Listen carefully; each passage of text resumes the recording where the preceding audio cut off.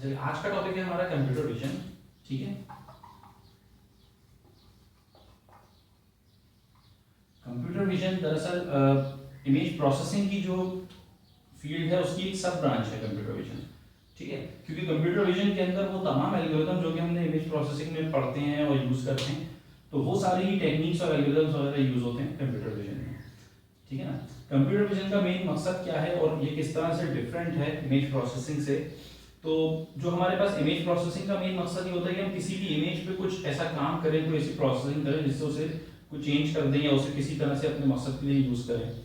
ठीक है, लेकिन जो है ना कंप्यूटर विजन का जो मेन मोटिव है वो ये है कि कंप्यूटर को हम इस लायक बना दें कि वो जिस तरह इंसान किसी इमेज को या किसी भी चीज़ को देखकर विजन के जरिए कुछ इंफॉर्मेशन हासिल करता है, तो बिल्कुल इसी तरह कंप्यूटर भी कोई यूजफुल इंफॉर्मेशन हासिल कर ले इमेजेस से या वीडियोस से या रियल टाइम जो स्ट्रीमिंग या कैप्चर हो रहा है इमेजेस। ठीक है ना, तो इस हवाले से अगर हम देखें तो हम मकसद ये समझ में आता है कि भाई कंप्यूटर विजन के अंदर हम वो सारे एल्गोरिदम्स, वो सारी टेक्निक्स और जितने भी मेथड्स वगैरह लाइब्रेरीज यूज करके मेन ये काम करेंगे कि हम इमेजेस को प्रोसेस करेंगे और उससे जरिए इंफॉर्मेशन निकाल कर वो कंप्यूटर को दे देंगे। उसके बेसिस पे कंप्यूटर कोई भी फैसला चाहे तो वो कर सकता है। ठीक है, अब इसमें जो सबसे बेसिक और सबसे ज्यादा यूज होने वाली चीज है ना, वो जो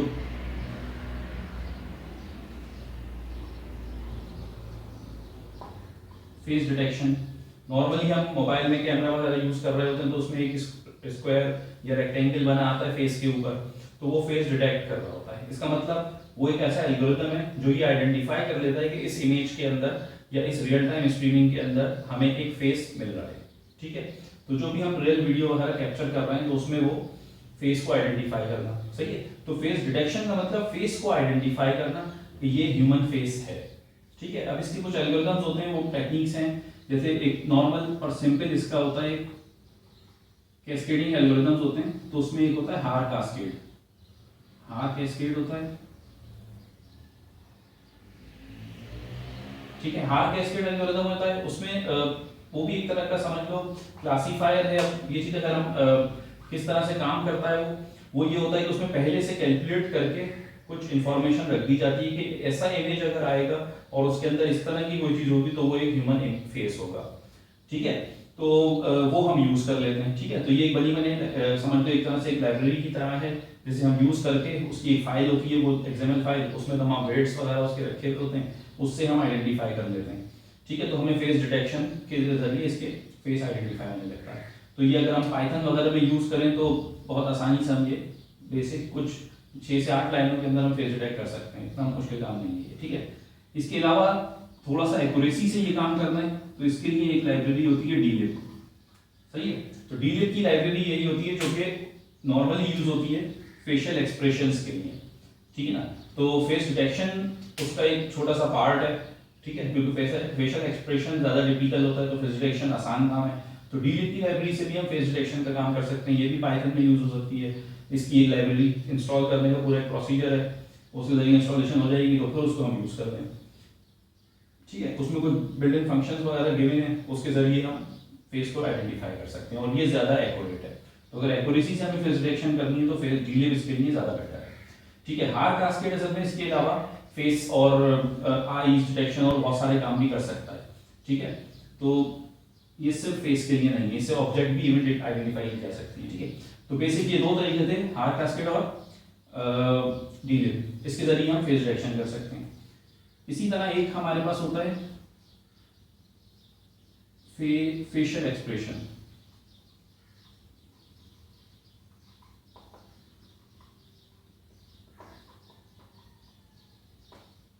फेशियल एक्सप्रेशन क्या होता है कि अगर अलग अलग तमाम पार्ट्स फेस के ब्रेक अलग स्प्लिट किए जाते हैं और फिर उनकी बेसिस पे आइडेंटिफाई किया जाता है कि जैसे कोई हंस रहा है, कोई गुस्से में है, किस तरह के एक्सप्रेशंस कोई दे रहा है, एक्साइटेड है, वो बहुत ज़्यादा परेशान हो गया, कोई तो जो आंखों की लेंथ वगैरह और मुख्तलिफ माउथ की डायरेक्शन, इस तरह से आइडेंटिफाई किया जाता है इन चीज़ों से। तो ये अलग अलग पार्ट होते हैं। तो फेशियल एक्सप्रेशन आइडेंटिफिकेशन के लिए भी सबसे बेस्ट और अच्छी लाइब्रेरी डीलिब ही होती है। ठीक है, तो डीलिब के जरिए ज़्यादा आसानी से काम हो जाता है ये, और पाइथन में अगर करें तो बहुत ही आसानी से ये सब है।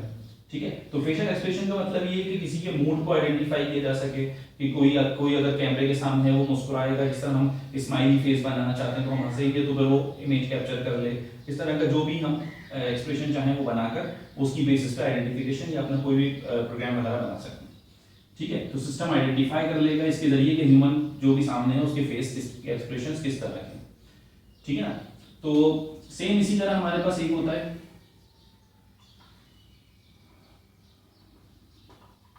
Face recognition.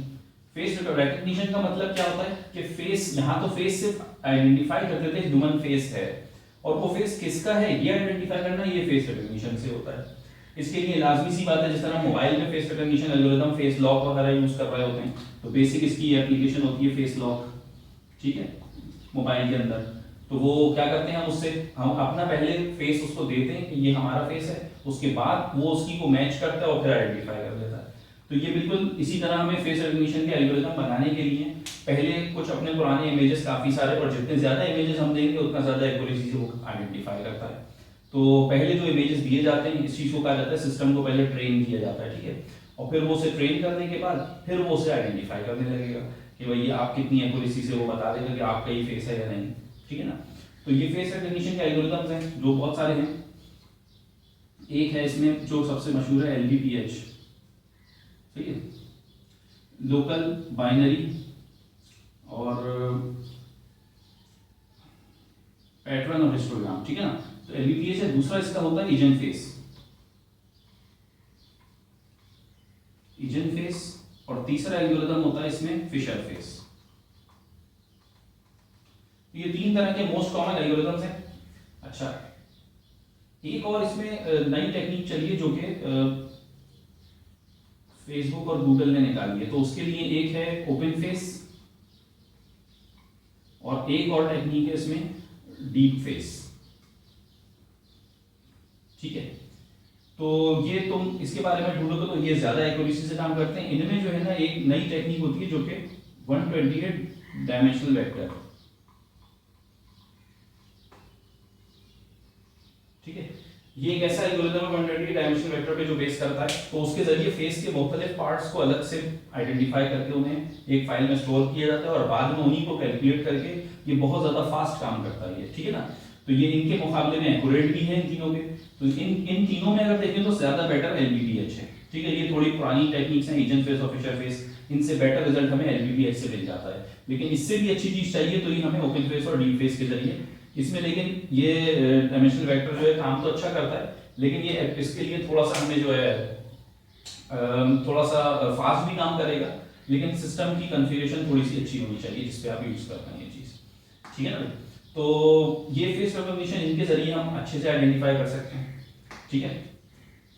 थोड़ा सा प्रोसेस इसका लेंदी है, जबकि LBPH में ज्यादा आसानी से काम हो जाता है, ठीक है। तो नॉर्मली ज्यादातर LBPH ही यूज हो रहा है हर जगह पर, ठीक है भाई।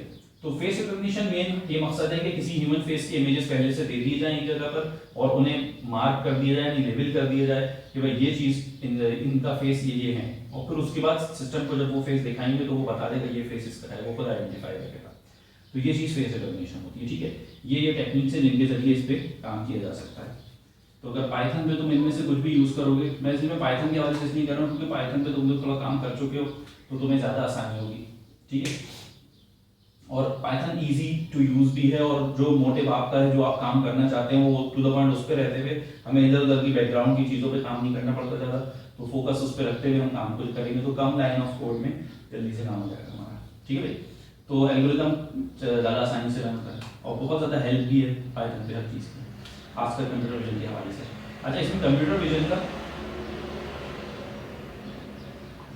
जो मेन इसकी लाइब्रेरी है कंप्यूटर विजन की पाइथन पे जो हम यूज करते हैं, और चाहे तो हम किसी और लैंग्वेज में भी यूज कर सकते हैं, सी में, जावा में, लेकिन पाइथन में हम करें तो OpenCV है, सही है। OpenCV की एक लाइब्रेरी है, उसके काफी फ्रेमवर्क हैं और कंप्लीट फ्रेमवर्क है OpenCV का। उसके अंदर बहुत सारे उसके फंक्शंस होते हैं, उनके जरिए हम कंप्यूटर विजन का काम आसान कर सकते हैं। जैसे कि इमेज को रीड करना, उसको राइट करना, ठीक है, किसी भी इमेज को, और उसके अलावा उसे क्रॉप करना, रिसाइज करना, ठीक है, कन्वर्ट करना उसे मुख्तलिफ कलर स्पेसेस के अंदर। जैसे हमने पहले देखा था इमेज प्रोसेसिंग में कि RGB कलर स्पेस, CMYK या HSV, इनमें से किसी भी या ब्लैक एंड व्हाइट में, ठीक है।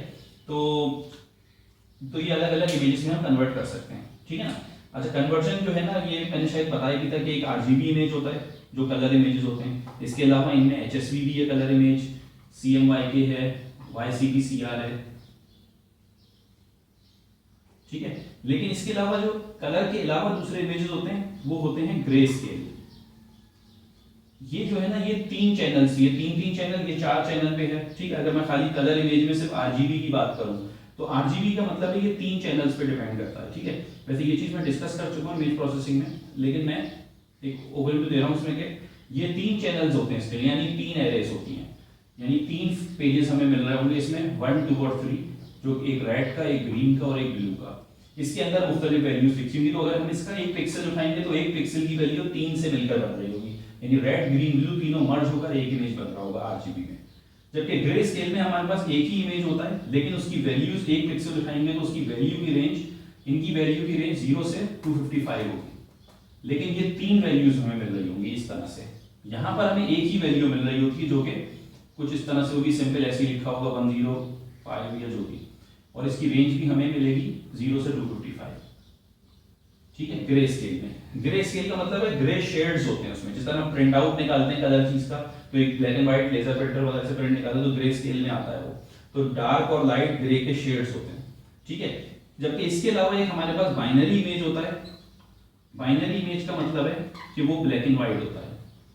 ब्लैक एंड व्हाइट का मतलब सिर्फ उसमें 0 और 1 पर बेस करता है, यानी ब्लैक और व्हाइट, सिर्फ इन 2 कलर पे होता है। इसकी वैल्यू यकीनन कुछ ऐसी होगी कि या तो उसमें 0 लिखा होगा कहीं पे एक पिक्सल में, या 1 होगा, ठीक है। तो ये 0 से 1 तक इसकी रेंज होती है। तो ये कुछ ओवरव्यू था बेसिक। तो ये हम कन्वर्ट करना चाहें तो इसमें कन्वर्ट किसी भी फॉर्मेट में कर सकते हैं, ओपनसीवी से ये काम आसानी से हो जाता है, ठीक है। इसके अलावा अपनी पाइथन की लाइब्रेरी भी है, PIL पाइथन इमेज लाइब्रेरी है, ठीक है। तो ये तो हो गई बात थोड़ी सी इम्प्लीमेंटेशन के हवाले से, ठीक है। अब अगर हम यहाँ पर देखेंगे, ये 3 चीजें ही सिर्फ इस पे लिमिटेड नहीं है। कंप्यूटर विजन में कोई भी ऐसा काम कि हम वो इमेजेस देख रहे हैं, इमेजेस को कैप्चर कर रहे हैं, उनमें कोई भी प्रोसेसिंग हम करना चाहते हैं और उससे कोई भी इंफॉर्मेशन हासिल करना चाहते हैं। जैसे मिसाल के तौर पे इस पे एक मैंने शायद पहले भी जिक्र किया था इसका कि थंब इंप्रेशन होता है या थंब प्रिंट स्कैन होता है, सही है। तो स्कैनिंग के लिए इसका जो थंब प्रिंट को आइडेंटिफाई करना, ये कह लो यहाँ पे थंब प्रिंट आइडेंटिफिकेशन, इसके लिए भी एक एल्गोरिथम होता है पूरा, वो भी कंप्यूटर विजन के ही अंदर आएगा उसका पार्ट, क्योंकि जो भी थंब इंप्रेशन हमने इमेज कैप्चर किया वो एक इमेज है, उस इमेज को हम प्रोसेस करेंगे, उसमें कुछ टेक्निक्स लगाएंगे, उसके बाद वो आइडेंटिफाई करेंगे हम, ठीक है। मिसाल के तौर पे एक पहले से हम उठाकर एक थंब प्रिंट रख लेंगे एक अपने पास, ठीक है, और दूसरा उसके बाद हम उसको स्टोर कर देंगे उसकी इंफॉर्मेशन। फिर अगली बार जब हम एक रियल टाइम में इमेज उठाएंगे तो उस इमेज के मुख्तलिफ पोर्शंस उठाएंगे कि यहाँ से यहाँ इतना पार्ट उठाया, ये वाला इतना पार्ट, जो हम चाहते हैं एल्गोरिथम में, और वो इन वाले पार्ट से कंपेयर करेंगे। तो वो इन छोटे छोटे पार्ट्स में से अगर मैच हो जाएगा तो हम कह देंगे हाँ भाई ये भी इससे मैच हो रहा है, ये भी मैच हो रहा है, तो इसका मतलब ये वाला थंब प्रिंट इसी बंदे का है और वो एक्यूरेसी से आइडेंटिफाई हो जाएगा, ठीक है। तो इस तरह से बिल्कुल ये काम कर रहा होता है थंब प्रिंट स्कैनर। तो बैकएंड पे जो एल्गोरिथम चल रहा होता है वो थंब प्रिंट आइडेंटिफिकेशन इसी तरह से हो रही होती है, ठीक है। तो थंब प्रिंट स्कैन इसी के अंदर आता है। इसके अलावा आई का जो आयरस होता है, जिसे आमतौर पे रेटिना आइडेंटिफिकेशन भी कहते हैं, लेकिन वो ओवरऑल वो आयरस डिटेक्शन होता है, ठीक है। आयरस डिटेक्शन में भी यही होता है कि वो आंख की पहला इमेज एक बार लेकर वो कॉपी कर देता है स्टोर अपने पास, फिर जो वो उसके पैटर्न्स अपने पास स्टोर करके उसकी इंफॉर्मेशन से दूसरी बार इमेज कैप्चर करता है, उसे कन्वर्ट करके दोनों को मैच करता है, आइडेंटिफाई हो जाता है इस तरह से, ठीक है ना। सेम इस तरह हमारे पास ज्यादा यूजफुल एक चीज है इसमें, ऑब्जेक्ट डिटेक्शन। ऑब्जेक्ट डिटेक्शन का मकसद क्या है कि अगर कोई कार है तो हम अगर कैमरे के सामने कार आएगी तो सिस्टम आइडेंटिफाई करके एक रेक्टेंगल ड्रॉ कर देगा कि यहाँ से यहाँ तक एक कार है, ठीक है। इस तरह का अगर कप रखा हुआ है तो वो कप को आइडेंटिफाई कर ले, एक चेयर है तो चेयर को आइडेंटिफाई कर ले, सेल फोन अगर है तो सेल फोन को आइडेंटिफाई कर ले। तो इन चीजों को सिर्फ ये बताना, जिस तरह फेस डिटेक्शन में बताया जाता है कि ये ह्यूमन फेस है, इस तरह ऑब्जेक्ट डिटेक्शन में बताया जाता है कि ये वाला ऑब्जेक्ट है, सही है। लेकिन ऑब्जेक्ट रिकॉग्निशन अभी तक काम नहीं हुआ इस पे, ठीक है ना। लेकिन अगर हम चाहें तो स्पेसिफिकली अपने लिए या अपनी जरूरत के हिसाब से एक ऑब्जेक्ट रिकॉग्निशन का एक एल्गोरिथम बना सकते हैं, और ये भी आसानी से हो सकता है, इसकी बहुत सारे और तरीके भी हैं।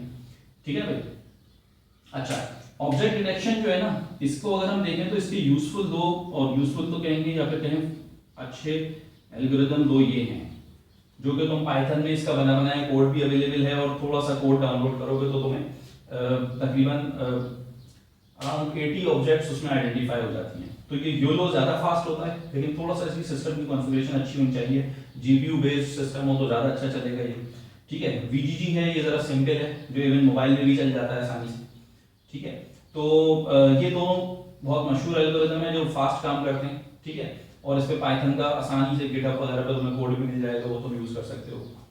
ठीक है भाई, तो मेन चीज़ ये थी कि ऑब्जेक्ट डिटेक्शन भी बहुत यूजफुल है, और इस पे अभी काफ़ी बहुत सारा काम काफ़ी है, क्योंकि लिमिटेड रेंज तक की ऑब्जेक्ट्स को ही आइडेंटिफाई किया जाता है। तो अगर उसमें हम चाहें तो हम अपनी मर्जी से कुछ नए सेट ऑफ इमेजेस ऐड कर सकते हैं, और फिर वो हम यकीनन आगे जाकर नेक्स्ट क्लास में देखेंगे किस तरह से डीप लर्निंग वगैरह काम करती है, तो उसके कुछ एल्गोरिदम यूज करके हम अपने ही मर्जी के एल्गोरिदम भी बना सकते हैं इसमें। ठीक है ना, तो यही वजह है कि जो कंप्यूटर विजन की फील्ड है उसको, कंप्यूटर विजन को अकेले यूज नहीं किया जाता, बल्कि इसके साथ मर्ज कर दिया जाता है डीप लर्निंग से।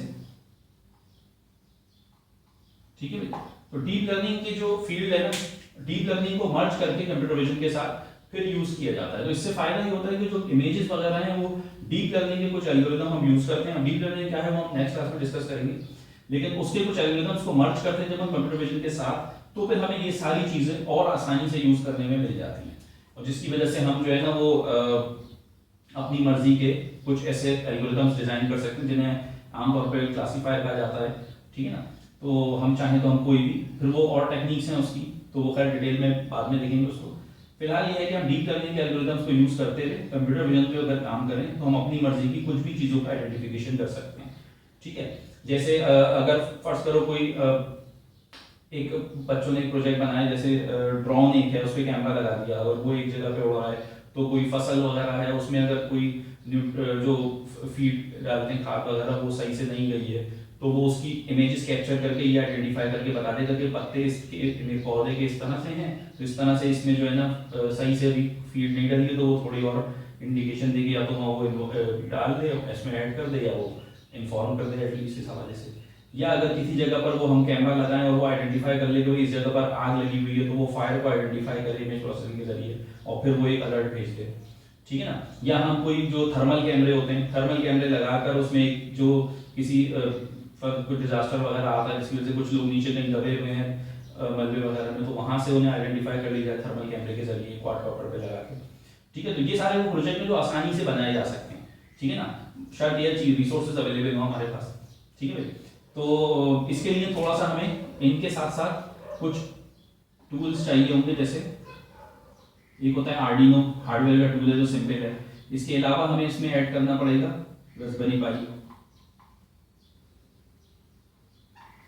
ठीक है, रास्पबेरी पाई भी एक ऐसा हार्डवेयर कंपोनेंट है जिसमें अपने अंदर बहुत सारे लिनक्स की तरह एक वो होता है, ऑपरेटिंग सिस्टम होता है इसका, और इसमें बहुत सारे एल्गोरिदम बनाकर किसी भी लैंग्वेज में हम काम कर सकते हैं। मोस्टली इसमें पाइथन भी काम करते हैं, लेकिन हम चाहें तो हम जावा और सी में भी इसमें कोडिंग कर सकते हैं।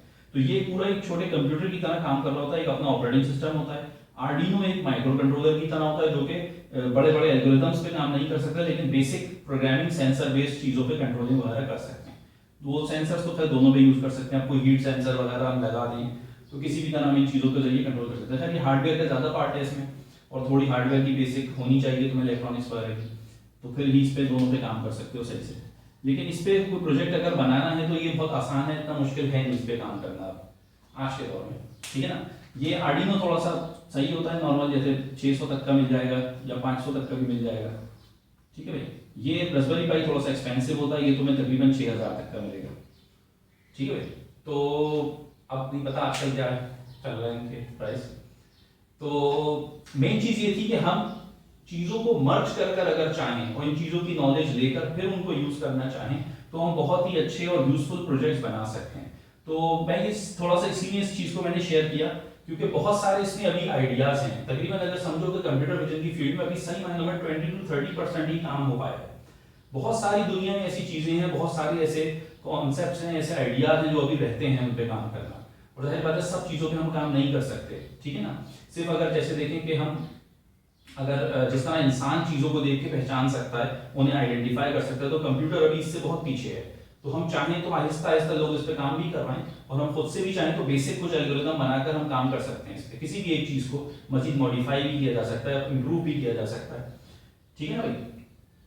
तो मेन चीज़ ये है कि तुम्हें अगर आगे चल के किसी सेमेस्टर में कोई प्रोजेक्ट बनाना हो, या अगर अपने एफवाईपी के हवाले से, जो फाइनल ईयर प्रोजेक्ट होता है उसके हवाले से तुम्हें ये सोचना है कि भाई मुझे कोई अच्छा प्रोजेक्ट बनाना है, तो अगर तुम इन फील्ड्स की तरफ देखो तो ये ज़्यादा बेटर अप्रोच है, क्योंकि ये वो यूजफुल और अच्छी चीज़ें हैं जिनको अच्छा समझा भी जाएगा, और काम भी इनमें करना थोड़ा मुश्किल होता है क्योंकि हार्डवेयर वगैरह इन्वॉल्व हो जाता है, और फिर भी ये तुम्हारे लिए जो है एक नया और इंटरेस्टिंग काम भी होगा भाई। ठीक है ना भाई?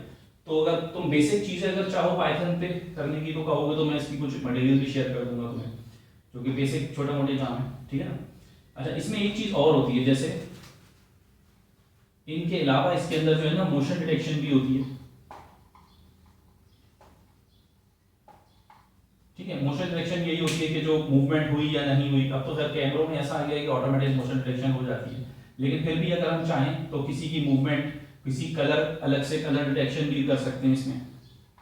ठीक है, तो इसमें बहुत सारी चीजें हैं। खैर, कलर डिटेक्शन का मतलब यह है, मूवमेंट का मतलब, मोशन डिटेक्शन का मतलब है कि कोई चीज किसी जगह पर थी, फिर वो मूव हो गई, तो वो किस डायरेक्शन में मूव हुई उसको आइडेंटिफाई करना कि ये पहले इधर थी, अब यहाँ से कितने डिस्टेंस पर राइट पर मूव हो गई है, तो ये चीज आइडेंटिफाई करना, ये मोशन डिटेक्शन में आता है। अच्छा, इसी तरह सेम कलर डिटेक्शन है कि कोई स्पेसिफिक कलर को हमने हाईलाइट कर दिया कि रेड कलर मुझे मार्क करना है, और उस रेड कलर को मैं मूव करूंगा तो वो उसे आइडेंटिफाई कर ले, या कौन सा कलर है उसे आइडेंटिफाई करना। ठीक है, तो ये हम इस तरह के भी बहुत सारे प्रोजेक्ट बना सकते हैं। इवन कोई मार्कर वगैरह हाथ पे ले लें, मार्कर मतलब ये मार्कर नहीं, किसी कलर को हम हाईलाइट कर लें, उसे हम एज अ मार्कर यूज करें, और उसके बाद हम उसे मूव करें कैमरे के आगे, तो वो माउस की उससे डायरेक्शन हम रोटेट कर सकते हैं।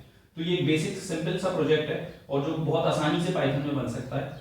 इसमें एक पाइथन की लाइब्रेरी होती है PyAutoGUI, इसके जरिए हम माउस और कीबोर्ड भी कंट्रोल कर सकते हैं सिस्टम का। ठीक है ना भाई? तो PyAutoGUI है। इसके अलावा अगर कोई इसकी अच्छी UI वगैरह बनानी है तो खैर उसके लिए UI के लिए तुम पाइथन में tkinter की लाइब्रेरी है जो कि इजी टू यूज है। इसके अलावा पाईगेम है, पाईगेम में गेम्स वगैरह भी डिजाइन किए जा सकते हैं। खैर, मेन चीज है कि इन चीजों को मर्ज करके एक अच्छा यूजफुल प्रोजेक्ट हम बना सकते हैं, जिसमें हम वेबकैम भी कैप्चर करें और वेबकैम से इमेजेस उठाएं, इमेजेस को हम आगे कन्वर्ट कर लें किसी भी मकसद के लिए, अपने कोई भी तरह का एल्गोरिथम लगाएं, उसमें फेस आइडेंटिफाई करवाएं, उसमें से जो हम ऑब्जेक्ट डिटेक्शन करवा लें। ठीक है? अच्छा, इसके अलावा एक छोटी सी चीज और ये बतानी थी कि ये जो एक चीज होती है कि हम नॉर्मली कहते हैं कि स्टिल इमेजेस होते हैं, यानी स्टेशनरी इमेजेस कह लो, स्टेशनरी इमेजेस। ठीक है, स्टेशनरी इमेजेस का मतलब वो स्टिल इमेजेस जो कि हमने अपलोड किए हैं। ठीक है, एक होता है, यानी एक तरह से हार्ड ड्राइव में पड़े थे, हमने ब्राउज करके उन चीजों को ऐड कर दिया, पुराने इमेजेस, स्टेशनरी इमेजेस कह सकते हैं उसे। ठीक है, अच्छा, इसके अलावा एक चीज होती है हमारे पास live image capture. Live image capture का मतलब है कि हमने वेब कैम से या किसी और कैमरे से रियल टाइम में अभी अभी एक तस्वीर कैप्चर की। ठीक है, तो नॉर्मली बेसिक तरीन प्रोजेक्ट जब बनाए जाते हैं तो स्टेशनरी इमेजेस पे काम किया जाता है कि सिस्टम में जो पहले से इमेज पड़े उन्हें हम देकर उन इमेजेस में से कुछ चीजों को आइडेंटिफाई करवाएं या प्रोसेसिंग करवाएं। थोड़ा सा आगे लेवल हम चलते हैं तो हम फिर लाइव इमेजेस पे काम करते हैं कि वो रियल टाइम में जो हम सामने कैमरे से उसी वक्त रियल इमेजेस, उसी वक्त करंट इमेज को कैप्चर करें और फिर उस पर प्रोसेसिंग करें। और सेम इसी तरह live video capture. Live video capture का मतलब ये है कि जो रियल टाइम में वीडियो स्ट्रीमिंग आ रही है, मतलब रियल टाइम में जो हम वीडियो ले रहे हैं उसे कैप्चर करें वीडियोस और फिर वो ट्रांसफर कर दें और उस पर प्रोसेसिंग करें। अच्छा, यहां तक ये जो कैप्चर करने की बात है, ये वीडियो हो, इमेज हो, या फिर स्टेशनरी इमेजेस हो या लाइव हो, तो या इसको स्टेशनरी वीडियो भी कह सकते हैं। स्टेशनरी वीडियो दिखाएंगे खैर जो पहले से हमारे पास लाइव ना हो। ठीक है, तो सिंपल वो स्टोर्ड वीडियो हम वो भी यूज कर सकते हैं इसमें। ठीक है, तो हम लाइव अगर चीजों को कैप्चर करें या स्टेशनरी पहले से उठा लें, उनको हम उठाकर यूज कर लें बैकएंड पे स्टोर्ड इमेजेस वगैरह जो हमारे पास हैं या वीडियोस, लेकिन काम जो इनके बाद हमें करना है वो वही सेम एल्गोरिदम होगा जो यूज करेगा। मिसाल के तौर पे अगर मैं कोई इमेज उठाता हूं या इमेज कैप्चर करता हूं, एट द एंड बदले में मुझे एक ही इमेज मिलेगा इन दोनों से, ठीक है। सेम इस तरह अगर मैं वीडियो कैप्चर करता हूं या वीडियो पहले से बनी हुई कोई उठाता हूं, तो वीडियो क्या होती है, बहुत सारे नंबर ऑफ इमेजेस एक साथ मर्ज हुए हुए होते हैं। मिसाल के तौर पे अगर मैं तुमने सुना होगा शायद 30 फ्रेम्स पर सेकंड, 30 फ्रेम्स पर सेकंड का मतलब है 30 इमेजेस एक सेकंड के हिसाब से स्टोर हुए हुए हैं वीडियो में। अगर हम कम कर देते तो हम 10 फ्रेम्स पर सेकंड में भी रिकॉर्डिंग कर सकते हैं, तो थोड़ा सा स्लो व्यू होगा, उसमें इतना अच्छा रियल टाइम व्यू नहीं आएगा हमारे पास।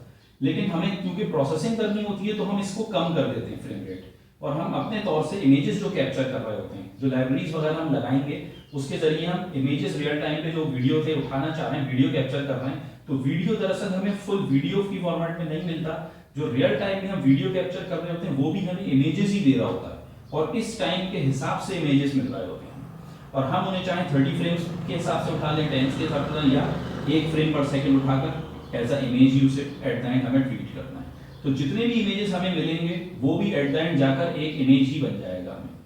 तो ये हमें आखिर में हमारे पास एक इमेज बनेगा जो हम अपने एल्गोरिदम में प्रोसेस करने के लिए भेज देंगे, ठीक है ना। तो ये एक इमेज हो गया, ठीक है। इमेज कह लो इसे आमतौर पे फ्रेम भी कह सकते हैं, ठीक है। तो एक फाइनल फ्रेम हमें, चाहे तुम वीडियो उठाओ या लाइव इमेज उठाओ या लाइव वीडियो उठा लो, कैप्चर कर लो, या बनी हुई स्टोर्ड वीडियो में से कुछ उठा लो, तो एट द एंड तुम्हें जो वीडियो भी होगी तो उसमें इमेजेस की फॉर्मेट में डाटा सेव हो रहा होता है, मल्टीपल इमेजेस, उसमें से हम जो पार्ट चाहते हैं, मैं चाहता हूं इसमें से एक ये इमेज उठा लिया, एक ये वाला उठा लिया, तो जो जो इमेजेस चाहूं वो उठा लूं फ्रेम्स इसके, और वो फ्रेम्स उठाकर एज अ इमेज मुझे मिलेंगे, उन्हें मैं एल्गोरिदम को प्रोसेस करने के लिए दे दूं। तो अगर हमने एल्गोरिदम सही से समझ के बना लिया है तो ये जरूरत नहीं है कि हम उसे रियल टाइम में करने के लिए सोचें। तो ये अगर हम रियल टाइम में इनके हिसाब से देखो तो ये रियल टाइम में काम हो रहा होगा।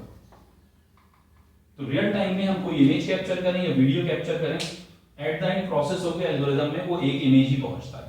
अब वो और बात है कि एल्गोरिदम अगर जल्दी काम कर रहा है तो हम 30 फ्रेम पर सेकंड के हिसाब से काम कर सकते हैं वीडियो में, तो बिल्कुल रियल टाइम इमेजेस चलेंगे, ठीक है। अब उसमें हम मोशन डिटेक्शन करें, फेस डिटेक्शन करें या जो भी कर लें, ठीक है।